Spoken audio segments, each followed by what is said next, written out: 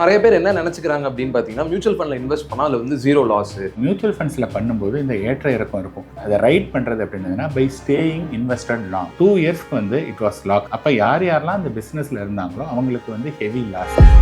Mutual ஃபண்ட்ல loss அக்கறாது அப்படின்னா என்னென்ன external ஃபேக்டர்ஸ்னால அது ஆகலாம் சார்? பங்குச்சந்தையை சார்ந்து இருக்கக்கூடிய மியூச்சுவல் ஃபண்ட் எல்லாமே 3 வருஷம் நீங்கள் வெயிட் பண்ணாதான். உடனே நீங்கள் கேட்கலாம் 3 வருஷத்தில் எப்படி சார் வரும்னா வந்து 100% சேஃபான டெட் இன்ஸ்ட்ருமெண்ட்ஸுங்கிறது வந்து மோர் ஆர் லெஸ் சேஃபாக இருக்கும். பேங்க்கில் போடுறத விட ஒரு 1% கூட கிடைக்கிறதுக்கான வாய்ப்புகள் அதிகம். இப்போ மியூச்சுவல் ஃபண்டுக்குள்ள ஒருத்தர் என்டர் ஆகிறாங்க அப்படின்னா அவங்க என்னென்ன ஃபண்ட்ஸ்லாம் சார் சூஸ் பண்ணலாம்? 1% வந்து நீங்கள் மார்க்கெட் விழுந்திருக்கு அப்படின்னதுன்னா, சம்படி இன்வெஸ்டட் நேற்றுக்கு 1 லட்ச ரூபா இன்வெஸ்ட் பண்ணியிருந்தாங்கன்னா இன்னைக்கு அவங்க என்ன ஒன்று ரியலைஸ் பண்ணணும்னா, நான் இந்த இன்வெஸ்ட்மெண்ட்டு நீங்கள் கொடுத்த அந்த 10 லட்ச ரூபாயை நான் வந்து ஸ்மால் கேப்லேயே போட்டுட்டேன். ஸோ இப்போ என்ன ஆச்சுன்னா 23 மார்ச் 2020 எக்ஸாக்டாக 3 வீக்ஸ் அந்த 10 லட்ச ரூபா என்ன ஆச்சுன்னா 7 லட்ச ரூபா ஆயிடுச்சு.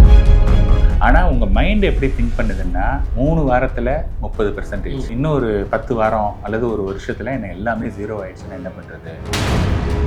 நிறைய பேர் வந்து இறந்துட்டு இருக்காங்க. இதுலேருந்து 30% போனால் பரவாயில்ல இருக்கிறது அப்படின்னு எடுத்துகிட்டு போகிறீங்க.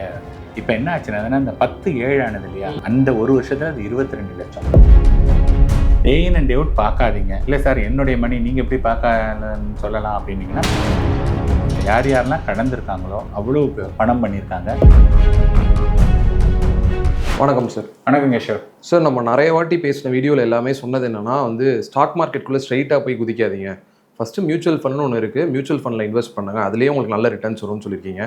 அதுவும் இல்லாமல் நீங்களே நிறைய வாட்டி ஒரு வாட்டி எனக்கு ஒரு இன்டர்வியூவில் சொன்னீங்க இந்த மாதிரி, நானே இப்போதான்ப்பா கொஞ்ச நாளாக வந்து ஸ்டாக்ஸில் இன்வெஸ்ட் பண்ணிட்டு இருக்கேன், என்னோட மெஜாரிட்டியான இன்வெஸ்ட்மெண்ட் பார்த்தீங்கன்னா மியூச்சுவல் ஃபண்ட்ஸில் தான் இருக்குன்னு.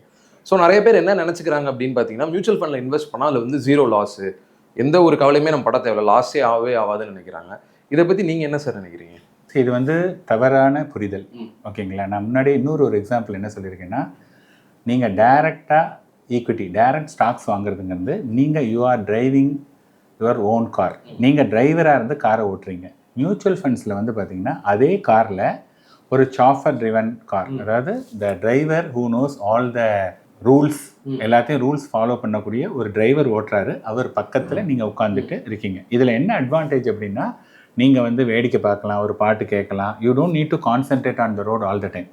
ஆனால் எந்த காராக இருந்தாலும் சப்போஸ் இந்த டிரைவரே ஏதோ கொஞ்சம் மிஸ்டேக் பண்ணிட்டாரு, அல்லது யாரோ ஒருத்தர் வந்து பின்னாடி ஓட்டக்கூடிய ஒரு டிரைவரை ஹிட் பண்ணாங்க அப்படின்னதுன்னா, அந்த டேமேஜ் வந்து ரெண்டுத்துக்குமே பொதுவானது தான். டேமேஜ் வந்து அதனால் டிரைவரை வச்சு ஓட்டுற இதுனா டேமேஜ் கிடையாது, அதுதான் டேமேஜுங்கிறது கிடையாது.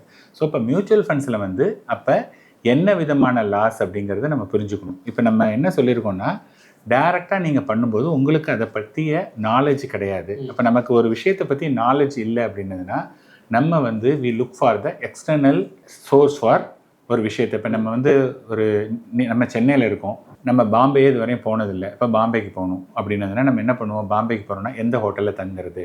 அப்போ அந்த ஒரு ஹோட்டலில் வந்து ஒரு ரேஞ்ச் 3000 5000 ரூபா அப்படின்னதுன்னா அடுத்து அங்கே ரெவ்யூ எப்படி கொடுத்துருக்காங்க, இதெல்லாம் தான் வந்து நம்மளுடைய selection for the particular hotel. கரெக்டாக? அல்லது ஒரு ஃபுட்டு பார்த்தீங்கன்னா கூட நான் வெஜிடேரியன் நான் வெஜிடேரியன் அப்படின்னா வெஜிடேரியனில் என்ன சொல்லியிருக்காங்க, என்ன இதுதான் வந்து பண்ண முடியும். அப்போ நமக்கு ஒரு விஷயத்தை பற்றி தெரியல அப்படின்னு சொன்னதுன்னா we are depending on the external source. அந்த எக்ஸ்டர்னல் சோர்ஸ் வந்து பார்த்தோம்னா எவ்வளோ தூரத்துக்கு கரெக்டாக இருக்கும்னா சொல்ல முடியாது. சம்டைம்ஸ் வந்து அந்த ரெவ்யூ நல்லா இருக்கும், சில சமயம் வந்து பார்த்தோன்னா அதுலேயே வந்து யாராவது 4-5 பேர் காம்படிட்டர் வந்து இது ரொம்ப மோசம் அப்படின்னு கூட எழுதியிருந்தாலும் எழுதுறதுக்கு சான்ஸ் இருக்குது இன்றைக்கி இருக்கக்கூடிய காம்படிட்டிவ் வேர்ல்டில். அதனால் அதை மட்டுமே பேஸ் பண்ணி பண்ணோன்னா பண்ண முடியாது. ஸோ இப்போ ஒரு மியூச்சுவல் ஃபண்ட் டிஸ்ட்ரிபியூட்டர் எங்களை மாதிரி ஒரு ப்ரொஃபஷனலில் போகும்போது என்னென்னா, நாங்கள் வந்து அந்த இடத்துக்கு போயிருக்கோம். ஸோ எங்களுக்கு வந்து நாங்கள் பர்சனலாக அங்கே விசிட் பண்ணதுனால எப்படி என்ன மாதிரியான ஹோட்டல் இருக்கும், உங்களுடைய டேஸ்ட்டும் எங்களுக்கு தெரியும்.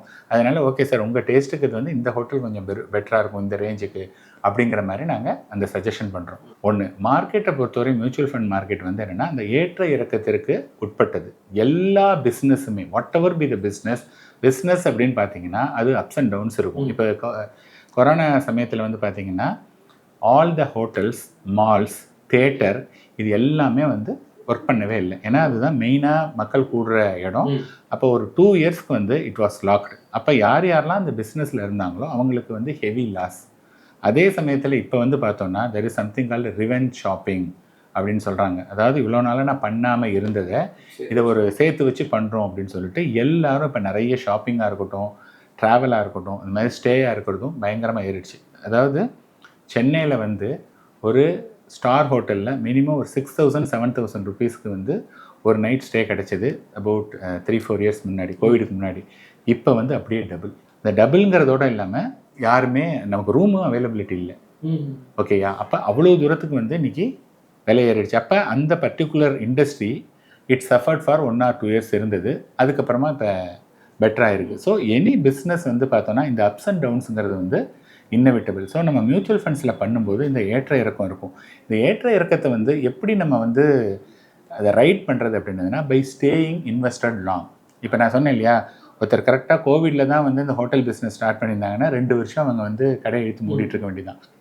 ஆனால் இன்னொரு 3 வருஷம் கண்டினியூ பண்ணும்போது அந்த 2 வருஷத்துடைய டவுன் வந்து அடுத்த 3 இயர்ஸில் வந்துடுச்சு.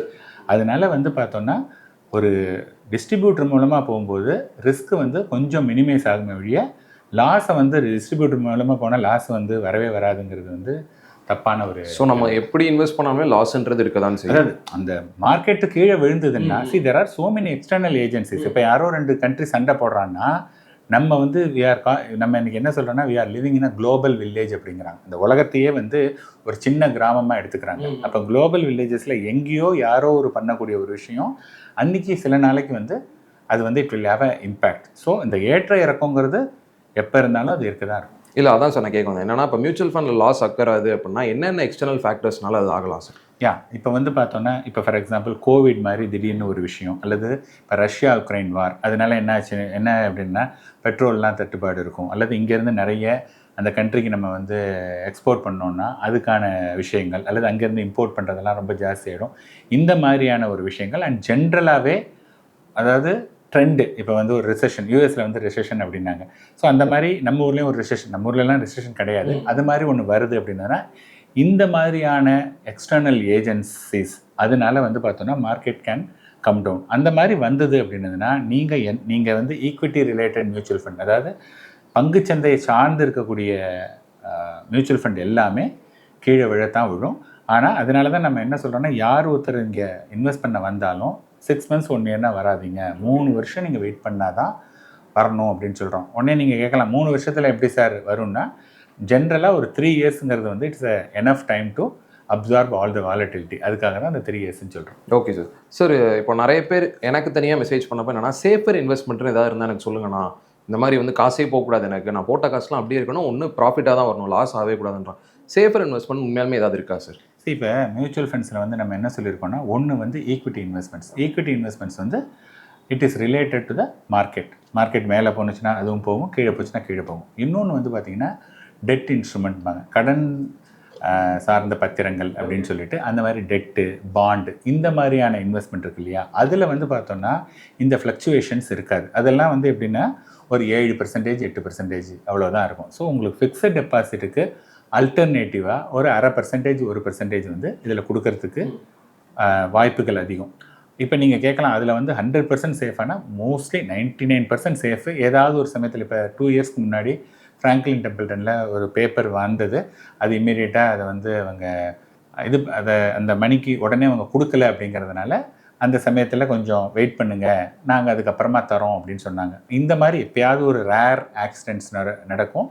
பட் ஜென்ரலாக if somebody wanted to play அப்படின்னதுன்னா டெட் இன்ஸ்ட்ருமெண்ட்ஸுங்கிறது வந்து மோர் ஆர் லெஸ் சேஃபாக இருக்கும். அது வந்து நார்மல் பேங்க்கில் போடுறத விட ஒரு 1% கூட கிடைக்கிறதுக்கான வாய்ப்புகள் அதிகம். Okay sir. சார் இப்போ மியூச்சுவல் ஃபண்டுக்குள்ளே ஒருத்தர் என்ட்ரு ஆகிறாங்க அப்படின்னா அவங்க என்னென்ன ஃபண்ட்ஸ்லாம் சார் சூஸ் பண்ணலாம்? இல்லை, நீங்கள் அதாவது மியூச்சுவல் ஃபண்ட்ஸில் நாங்கள் சொல்கிறது, நான் மட்டும் இல்லை, என்ன மாதிரி இருக்கக்கூடிய எல்லா டிஸ்ட்ரிபியூட்டர்ஸும் என்ன சொல்கிறோன்னா, mutual fund investment is for a long term. நீங்கள் வந்து ஒரு 3 years 5 years 10 years இந்த மாதிரியான லாங் டேர்ம்லனா நீங்கள் மியூச்சுவல் ஃபண்டுக்கு வாங்க. இதுதான் ஃபஸ்ட்டு கொஸ்டின் சொல்கிறோம். இப்போ வந்து இன்றைக்கி இருக்கக்கூடிய சூழ்நிலையில் எல்லாருமே வந்து நாங்கள் வந்து we are providing a app. So எல்லாமே டக்குன்னு சேஞ்ச் ஆகிட்டுருக்கு. ஸோ உங்களுக்கு ஸ்டாக் மார்க்கெட்டில் இந்த டிக்கர்னு சொல்லுவாங்க, எவ்ரி செகண்ட் வந்து ப்ரைஸ் வந்து வேரியேஷன் இருந்துகிட்டே இருக்கும். ஸோ மியூச்சுவல் ஃபண்டை பொறுத்தவரை அந்த எண்ட் ஆஃப் த டே அந்த NAV நெட் அசெட் வேல்யூன்னு சொல்லுவாங்க, அதுதான் வந்து இங்கே சேஞ்ச் ஆகும். இன்பிட்வீன் சேஞ்ச் ஆகிறது எல்லாத்தையும் அக்யூமுலேட் பண்ணி அந்த end of the day what is the outcome, அதை தான் வந்து NAV வந்து ரிஃப்ளெக்ட் ஆகுது. ஸோ இப்போ இன்றைக்கி வந்து பார்த்தீங்கன்னா ரஃப்லி அபவுட் 1% வந்து இன்றைக்கி மார்க்கெட் விழுந்திருக்கு அப்படின்னதுன்னா அவங்களுடைய portfolio. So suppose somebody invested நேற்றுக்கு ₹1,00,000 இன்வெஸ்ட் பண்ணியிருந்தாங்கன்னா இன்றைக்கி அவருடைய இன்வெஸ்ட்மெண்ட் வந்து ₹1000 ₹1,200 வரையும் கீழே இறங்கிறதுக்கான சான்சஸ் நிறைய இருக்குது. Because market is down for 1%. But அவங்க என்ன ஒன்று ரியலைஸ் பண்ணணும்னா, நான் இந்த இன்வெஸ்ட் பண்ணது ஃபார் அ லாங் டேர்ம் அப்படிங்கும்போது அதை பற்றி ஒரி பண்ணக்கூடாது. நீங்கள் அதுக்கு சின்னதாக ரிலேட் பண்ணுறதுன்னு பார்த்தோன்னா, நிறைய பேர் +2க்கு அப்புறமா ஒரு இன்ஜினியரிங் காலேஜ் சேர்றாங்கன்னு வச்சுங்களேன். மோஸ்ட் ஆஃப் த பீப்புள் வந்து நான் பார்த்த வரையும் அவங்க வந்து ஒரு தமிழ் மீடியத்தில் படிச்சிருப்பாங்க +2. ஸோ இன்ஜினியரிங் காலேஜுங்கிறது மோஸ்ட்லி இட்ஸ் இங்கிலீஷ் மீடியம். அப்போ ஃபர்ஸ்ட் ஆஃப் ஆல் இவ்வளோ நாளாக தமிழ் டு இங்கிலீஷ் அப்படிங்கும்போது அவனுக்கு வந்து இந்த லாங்குவேஜ் புரியுறதே அவனுக்கு கஷ்டம். அதுக்கப்புறமா அந்த எக்ஸாமினேஷன்லாம் இது வந்து எவ்ரி இயர் மட்டும் எக்ஸாம் எழுதி பழக்கப்பட்ட ஆளுக்கு போய் சேர்ந்தவொடனே ஒரு 6 மாதத்துலேயே ஒரு எக்ஸாம் எழுதணும். அப்படிங்கும்போது வந்து பார்த்தோன்னா இந்த அடாப்ஷனுக்கு வந்து அவங்க உடனே அட்ஜஸ்ட் ஆக மாட்டாங்க. அப்போ என்ன ஆகும்னா, ஒரு பேப்பரையோ 2 பேப்பரோ அரியர்ஸ் வந்து விடுறதுக்கு நிறைய சான்ஸ் இருக்குது. உடனே நீங்கள் இன்ஜினியரிங்கில் இன்றைக்கி தான் சேர்ந்தோம், அதுக்குள்ளே ஒரு பேப்பர் ஃபெயில் ஆகிடுச்சுன்னா நான் எப்படி 4 வருஷம் இன்ஜினியரிங் முடிக்கிறது, என்னுடைய லைஃபே இப்படி தான் அப்படின்னு சொல்லிட்டு இந்த ஒரு செமஸ்டருடைய மார்க்கை வச்சு நீங்கள் அப்படியே அதை எக்ஸ்ட்ராபுலேட் பண்ணக்கூடாது. அதே மாதிரி மார்க்கெட்லேயே வந்து நீங்கள் இன்வெஸ்ட் பண்ணும்போது மார்க்கெட் வந்து கீழே வரணும். இப்போ நம்ம பேசக்கூடிய இந்த கான்வர்சேஷனை நான் அப்படியே just I take back to 2020 March, அதுக்கு நான் தூக்கிட்டு போகிறேன். ஓகே, இப்போ நீங்கள் வந்து ஒரு இன்வெஸ்டர், நீங்கள் சொல்லியிருக்கீங்க சார் என்கிட்ட வந்து ஒரு ₹5,00,000 இருக்குது, எனக்கு வந்து இன்னும் நெக்ஸ்ட்டு 5 இயர்ஸுக்கு இந்த மணி தேவையில்லை அப்படின்னு சொல்லிட்டீங்க. So you are very clear on your requirement. Okay, நானும் என்ன சொல்கிறேன், இட்ஸ் ஓகே, அவர் தான் 5 வருஷம் சொல்லியிருக்காரு இல்லையா, மார்க்கெட் நல்லா தான் இருக்கும் அப்படின்னு சொல்லிட்டு நீங்கள் கொடுத்த அந்த ₹10,00,000 நான் வந்து ஸ்மால் கேப்லேயே போட்டுட்டேன். ஸோ இப்போ என்ன ஆச்சுன்னா 23 மார்ச் 2020 எக்ஸாக்டாக 3 வீக்ஸ் அந்த ₹10,00,000 என்ன ஆச்சுன்னா ₹7,00,000 ஆயிடுச்சு. இப்போ இதில் என்ன நீங்கள் புரிஞ்சுக்கணும்னா, நம்ம போட்டது என்ன 5 வருஷத்துக்கு, இது 3 வாரம் தான் ஆயிருக்கு. இப்போ 30% குறைஞ்சிருக்கு. எதனால் குறைஞ்சிருக்கு? There is something called COVID which nobody knows. அதனால அதுக்கு எப்படி ரெஸ்பாண்ட் பண்ணுறதுன்னு தெரியல. People are in a reactive mode. அதனால இந்த மாதிரி நடந்திருக்கு.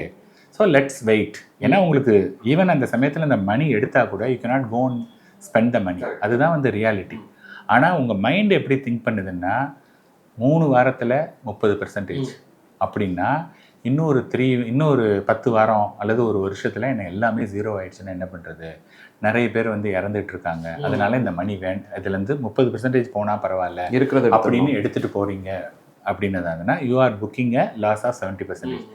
எக்ஸாக்டாக 1 இயர், அதாவது 22 மார்ச் 2021 ஒரு வருஷம் தான் ஆயிருக்கு. ஒரே ஒரு தடவை கோவிட்லேருந்து வெளில வந்திருக்கோம், ஒன்றுமே நடக்கலை.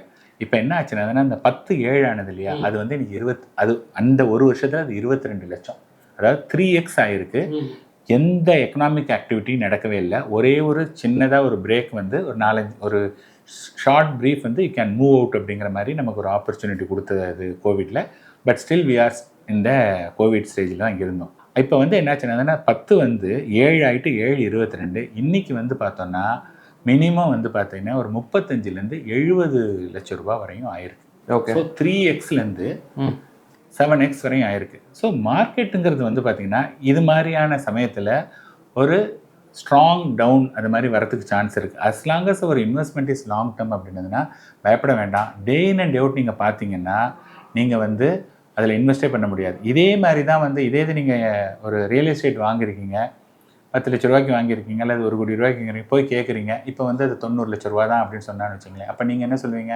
இல்லை, கோவிட்லாம் வந்திருக்கு அதனால தான் இறங்கியிருக்கு, எனக்கும் நான் இப்போ விற்க போகிறது கிடையாது, இது என்னுடைய பையனுடைய கல்யாணத்துக்கு அல்லது பொண்ணுடைய படிப்புக்கு தான் வச்சுருக்கேன் அல்லது என்னுடைய ரிட்டையர்மெண்ட்டுக்கு அப்படின்னு சொல்லிட்டு அங்கே பேசாமல் இருக்கீங்க. ஏன்னா அது உங்களுக்கு பிடிச்ச இன்வெஸ்ட்மெண்ட்டு, இது வந்து உங்களுக்கு தெரியாத இன்வெஸ்ட்மெண்ட்டு, அதனால் நீங்கள் பயப்படுறீங்க. So day in and day out பார்க்காதீங்க. இல்லை சார் என்னுடைய மணி நீங்கள் எப்படி பார்க்கலன்னு சொல்லலாம் அப்படின்னீங்கன்னா பாருங்கள். But don't take it close to your heart. அந்த 3 to 5 இயர்ஸ் அதை யாரெல்லாம் கடந்திருக்காங்களோ அவ்வளோ பணம் பண்ணியிருக்காங்க. லாஸ் பண்ணவங்க யாருமே கிடையாது. ஓகே சார், ரொம்ப நன்றி சார். நன்றி.